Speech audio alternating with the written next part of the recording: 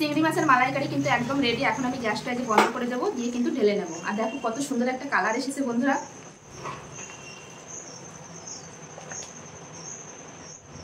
চিংড়ি মাছের মালাইকারিটা কিন্তু প্লেটে ঢেলে নিয়েছি, আর দেখো কত সুন্দর হয়েছে বন্ধুরা। তো আজকের এই রেসিপি চিংড়ি মাছের মালাইকারি কেমন লাগলো অবশ্যই।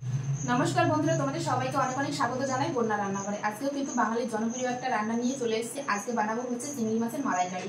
এই রান্নাটা কিন্তু আমার চ্যানেলে প্রথম দেওয়া হবে চিংড়ি মাছের মালাইকারি। তো প্রথম থেকে শেষ পর্যন্ত ভিডিওটি অবশ্যই দেখবে, আশা করি তোমাদের অনেক অনেক ভালো লাগবে বন্ধুরা। যে সকল বন্ধুরা নতুন ফেসবুক থেকে দেখলে অবশ্যই পেজটি ফলো করবে, আর ইউটিউব থেকে দেখলে অবশ্যই চ্যানেলটি সাবস্ক্রাইব করবে। তো চলো শুরু করি যে আমি কিভাবে আজকের এই চিংড়ি মাছের মালাইকারিটা তৈরি করি। তার জন্য কিন্তু এখানে চিংড়ি মাছ নিয়ে নিয়েছি। এই দেখো, এই যে এখানে চিংড়ি মাছ নিয়ে নিয়েছি। এই দেখো চিংড়ি মাছের সাইজটা কিন্তু বেশ আছে সুন্দর। এই যে, তো আমি এখানে এরকম সাইজের চিংড়ি মাছ দিয়ে কিন্তু আজকে মালাইকারি করব। তোমরা চাইলে কিন্তু এর থেকে বড় বা ছোট নিতে পারো তোমাদের পছন্দ অনুযায়ী। তো আমার কাছে যেটা পেয়েছি আমি এটা দিয়ে কিন্তু আজকে মালাইকারিটা করবো। দেখো কত সুন্দর, সব কিন্তু একই সাইজে, দেখো কত সুন্দর দেখা যাচ্ছে বন্ধুরা। তো এখন চিংড়ি মাছগুলো কেটে নেব। তো দেখো কত বড়। তো প্রথমে যে কেটে নেব।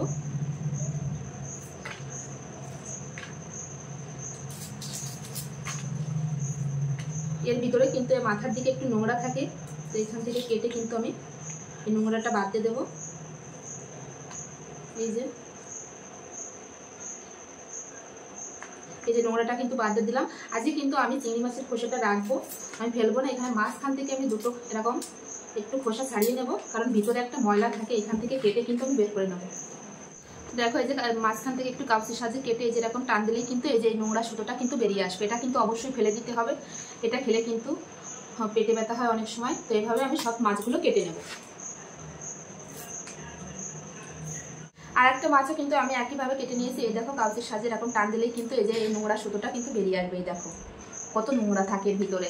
তো এইভাবে কিন্তু সব মাছগুলো আমি কেটে নেবো বন্ধুরা। সব মাছগুলো কিন্তু আমার কাটা হয়ে গেছে। এখন সুন্দর করে ধুয়ে নিয়ে মশলাপাতি নিয়ে ফিরে আসছি।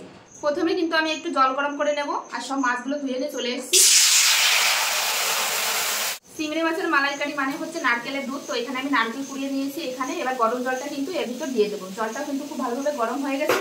এখন কিন্তু গরম জলটা এই নারকেল কড়ার ভিতরে আমি ঢেলে দেবো, ঢেলে দুধটা বের করে নেব। মাছগুলো কিন্তু খুব সুন্দর করে ধুয়ে নিয়ে চলে এসেছি। এখন মাছে দিয়ে দেবো হলুদ গুঁড়ো, দিয়ে দেবো লবণ, দিয়ে সুন্দর করে মেখে নেব। কড়াই কিন্তু আবার গ্যাসের উপর বসিয়ে দিয়েছে, কড়াই কিন্তু গরম হয়ে গেছে। এবার দিয়ে দেবো সরষের তেল। তেল কিন্তু গরম হয়ে গেছে। এখন আমি চিংড়ি মাছগুলো একটু ভেজে নেবো, হালকা করে ভেজে নেবো। চিংড়ি মাছ কিন্তু বেশি ভাজলে কিন্তু শক্ত হয়ে যায়, খেতে ভালো লাগে না। আমি হালকা করে একটু ভেজে নেব।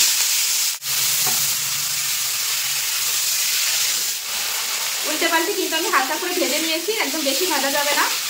আমি ভেজে নিয়েছি। এই যে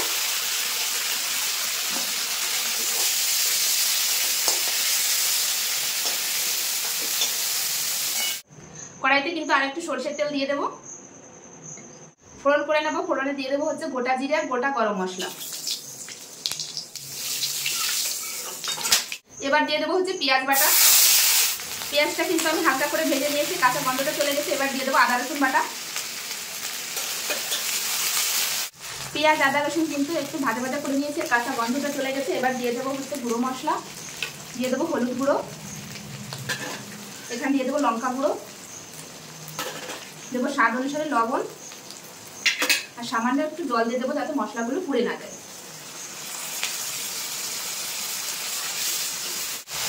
মশলা কিন্তু খুব সুন্দরভাবে কষিয়ে নিয়েছে, আর মশলা থেকে কিন্তু তেল ছাড়তে শুরু করে দিয়েছে। এবার দিয়ে দেবো হচ্ছে যে নারকেলের দুধটা যে আমি বানিয়ে রেখেছিলাম, পরে আমি কিন্তু সেঁকে নিয়েছি।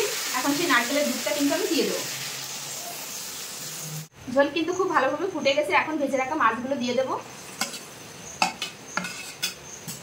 আমি কিন্তু ঢাকা দেবো না, ঢাকা দিলে কিন্তু মাছগুলো শক্ত হয়ে যাবে। এভাবেই কিন্তু আমি 4 থেকে 5 মিনিট ফুটিয়ে নেব। চিংড়ি মাছের মালাইকারিটা কিন্তু হয়ে গেছে। এখন আমি উপর দিয়ে দেবো সামান্য পরিমাণে একটু গরম মশলা, আর দিয়ে দেবো হচ্ছে 1 চামচ ঘি। ঘিটা কিন্তু অবশ্যই দেবে, তবে কিন্তু স্বাদটা বেশ ভালো আসবে। যে একটু নেড়ে নেবো, নেড়ে বেশ ঢেলে নেবো। দেখো কত সুন্দর হয়েছে। আর এতে কিন্তু আমি একটু জল ব্যবহার করিনি, আমি শুধু নারকেলের দুধ দিয়েই করেছি। আর খেতে কিন্তু দুর্দান্ত লাগে বন্ধুরা। মালাইকারি মানেই হচ্ছে নারকেলের দুধ। চিংড়ি মাছের মালাইকারি কিন্তু একদম রেডি। এখন আমি গ্যাসটা আগে বন্ধ করে দেবো, দিয়ে কিন্তু ঢেলে নেবো। আর দেখো কত সুন্দর একটা কালার এসেছে বন্ধুরা।